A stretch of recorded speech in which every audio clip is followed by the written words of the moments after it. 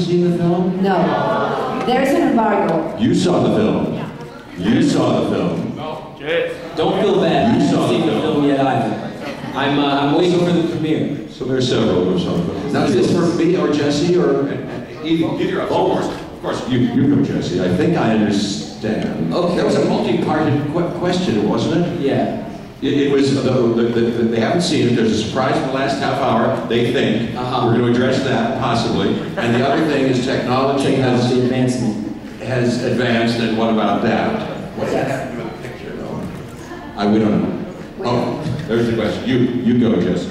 Well, spectacle director, and that means a lot to him. So, the fact that he waited 20 years because he wanted the film to have a different look, and he wanted his options to be open. He wanted no limits on the film, digitally.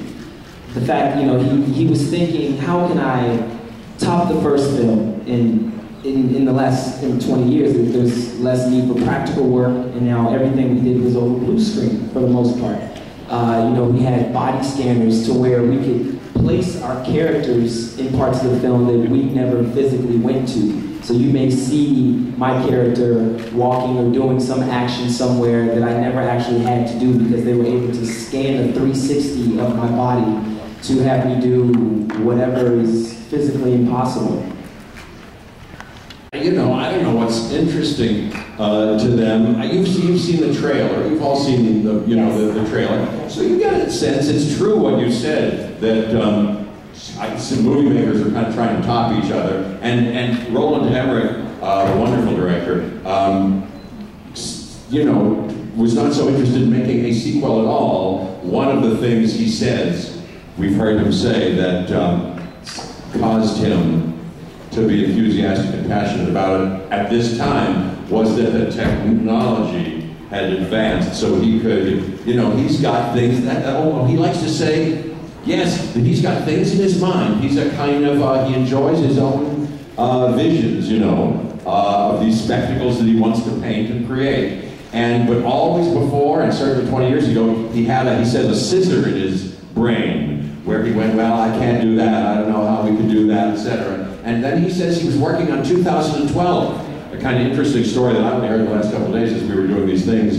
And he said that they started to use, digital cameras and computers, and anyway, the technology had advanced, and he went, hey, now we could do Independence Day again. I think I got some ideas that I think we could now do. That was during 2012.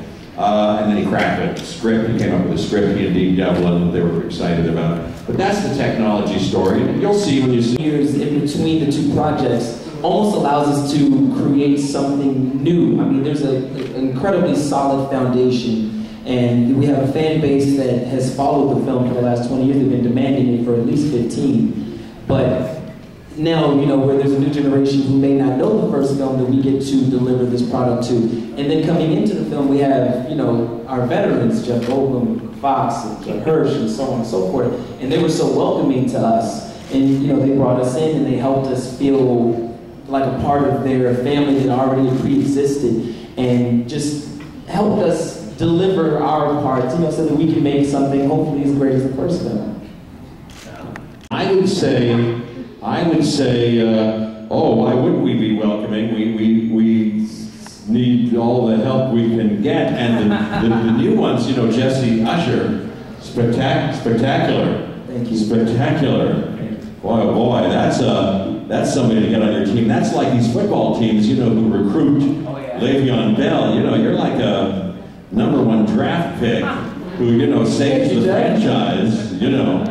Absolutely. And I mean, why wouldn't we be welcoming? You can imagine those locker rooms when, the Heisman Trophy winner, gets a spot on the professional team. In any case, Jesse, Usher, Liam Hemsworth, as long as we're talking about some of the new, wonderful additions. He's wonderful. He and I have been doing one press together, but he's a great guy, a very talented actor, and just wonderful. As you know, Micah Monroe and Angela Baby and many other wonderful people. But it was great for me to be reunited with Judd Hirsch, who plays my father, I adored seeing him. I loved that. And Bill Pullman is a wonderful actor and a wonderful fellow to hang out with and to get to know even better after these 20 years and have that bond with. And Brent Spiner, I enjoyed seeing again. He's a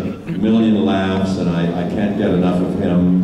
And another of the new people, Celia Ward plays. What was it like? Was there any particular challenge in stepping into a part which I hadn't done in 20 years? I'd never done that before. I don't know that many people, that's kind of unusual. You know, maybe Paul Newman in The Hustler, Color of Money, but I liked it, and I was nothing if not conscientious, and I worked on it. I had the first movie's experience as part of my, it was still sort of in me, so that helped. And then I saw the first movie again before I did it, and that helped. And then there were these couple of writers, James A. Woods, not the actor James Woods, but James A. Woods, who's also in the movie, and Nick Wright, who were a wonderful, passionate writing team, who came over to my house, and we spent a few days on going over every line, and what's this about, and what can I do? You know, I worked on it like that, and it was delightful. And Roland Emmerich helped a lot. One other thing that occurred to me that's not unrelated to this question is Roland Emmerich, in the course of this second movie, not only helped me, you know, realize, you know, this part as well as I could, and cut out the bad stuff, and hopefully, you know, fashion something that was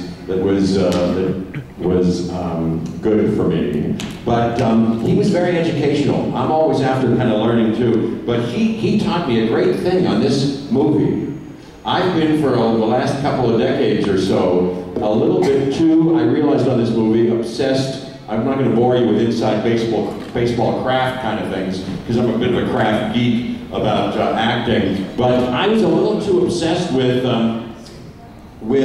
bringing to the set a kind of a parallel, extraneous preparation, and getting myself into a particular state by going away from the material a little bit up until the point we acted, and he,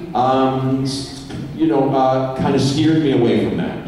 And it was it was a little painful, and but it was because I had this thing for a while, and it's still good as needed, this device. I don't know if any of this means anything to anybody, but in a very important way, I kind of jettisoned it. Anyway, he helped. The second